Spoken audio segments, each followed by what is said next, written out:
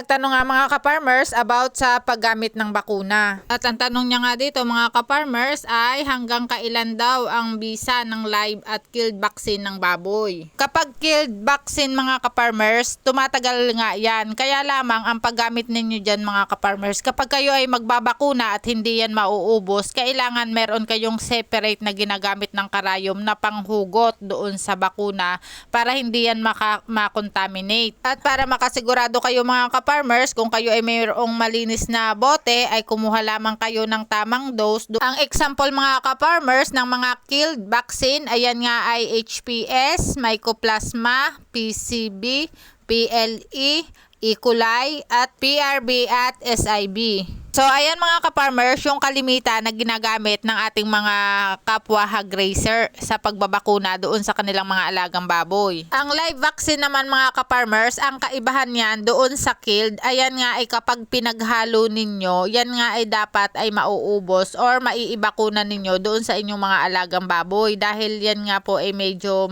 may kamahalan. At ang example mga ka-farmers ng live vaccine, ayan nga yung PRRS o yung Porcine Reproductive Respiratory Syndrome o kaya yung at saka yung HCV, yung Hog Cholera Vaccine. Sa ngayon naman mga ka-farmers, meron nang nabibili na mga 10 dose, 20 dose at saka 50 dose na mga live vaccine. Kaya kung ilan lamang yung inyong babakunahan na mga baboy, yun lamang din dapat ang inyong bibilhin na dosage. At kami nga mga ka-farmers, pagkatapos magbakuna, yan nga mga tira namin, yung mga basyo ng bote or yung mga live vaccine na natira, ayan nga ay amin sinusunog. At yan nga ay hindi pwede na basta na lang itapon doon sa tapunan ng mga bote dahil yan nga ay maaaring makaapekto or makasama doon sa ating mga alagang baboy. At iyan nga mga ka-farmers, yung kaibahan ng live sa killed. Yung killed tumatagal at yung live ay hindi. At ang isa pang kagandahan ngayon mga ka-farmers, pwede na kayong makabili ng maramihan na. Isang shot nga lamang yan, marami na siyang content ng bakuna. Meron na nga diyan na magkahalo yung HPS at Mycoplasma